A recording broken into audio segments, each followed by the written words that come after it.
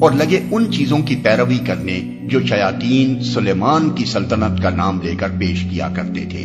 شیاطین سے مراد شیاطین جن اور شیاطین انس دونوں ہو سکتے ہیں، اور وہ دونوں ہی یہاں مراد ہیں۔ جب بنی اسرائیل پر اخلاقی و مادی انحطاط کا دور آیا اور غلامی، جہالت، نکبت و افلاس اور ذلت و پستی نے ان کے اندر کوئی بلند حوصلگی و اولو العزمی باقی نہ چھوڑی، تو ان کی توجہات جادو، ٹونے اور طلسمات و عملیات اور تعویذ گنڈوں کی طرف مبذول ہونے لگیں۔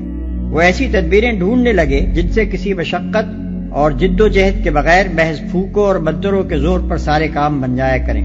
اس وقت شیاطین نے ان کو بہکانا شروع کیا کہ سلیمان علیہ السلام کی عظیم الشان سلطنت اور ان کی حیرت انگیز طاقتیں تو سب کچھ چند نقوش اور منتروں کا نتیجہ تھیں، اور وہ ہم تمہیں بتائے دیتے ہیں۔ چنانچہ یہ لوگ نعمت غیر مترقبہ سمجھ کر ان چیزوں پر ٹوٹ پڑے، اور پھر نہ کتاب اللہ سے ان کو کوئی دلچسپی رہی اور نہ کسی دائی حق کی آواز انہوں نے سن کر دی۔